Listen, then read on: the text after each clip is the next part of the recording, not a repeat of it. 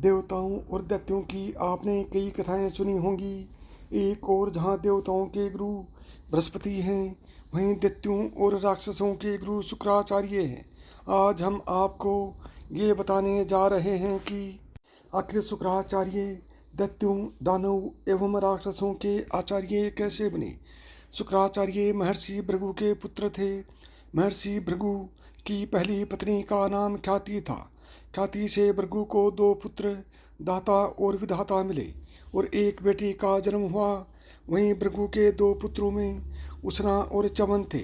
माना जाता है कि उसना ही आगे चलकर शुक्राचार्य कहलाए। ऐसा माना जाता है कि शुक्राचार्य की बुद्धि बृहस्पति की तुलना में कुशाग्र थी, लेकिन फिर भी बृहस्पति को अंगिरस ऋषि ने पुत्र होने के चलते ज़्यादा अच्छी तरह से शिक्षा दी गई, जिसके चलते एक दिन शुक्राचार्य ईर्ष्यावंश उस आश्रम को छोड़ के सनक और गौतम ऋषि से शिक्षा लेने लगे। शिक्षा पूर्ण होने के बाद जब शुक्राचार्य को पता चला कि बृहस्पति को देवों ने अपना गुरु नियुक्त किया है, वो ईर्ष्या वंश दैत्यों के गुरु बनने की बात मन में ठान ली। परंतु इसमें सबसे बड़ी बाधा दैत्यों को देवों के हाथों हमेशा मिलने वाली पराजय थी।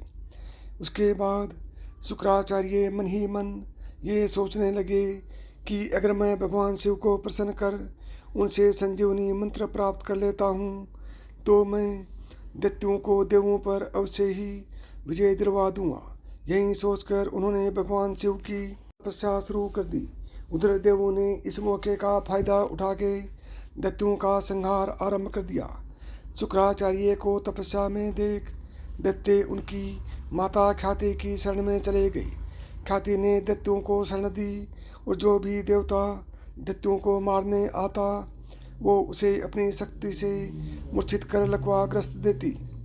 ऐसे में दैत्य बलशाली हो गए और धरती पर पाप बढ़ने लगा। ये बात करते हैं शुक्राचार्य की माँ के वध की।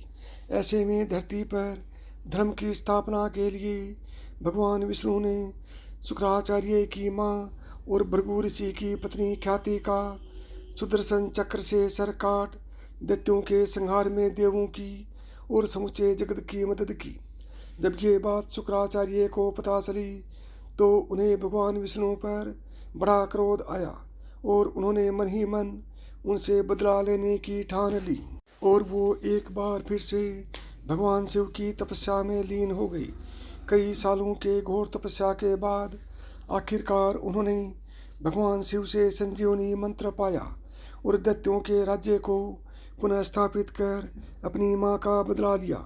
उधर महर्षि भृगु को जब इस बात का पता चला कि भगवान विष्णु ने उनकी पत्नी ख्याति का वध कर दिया है तो उन्होंने विष्णु को श्राप दिया कि चूंकि विष्णु ने एक स्त्री का वध किया है इसलिए उनको बार बार पृथ्वी पर माँ के गर्भ से जन्म लेना होगा और गर्भ में रहकर कष्ट भोगना पड़ेगा।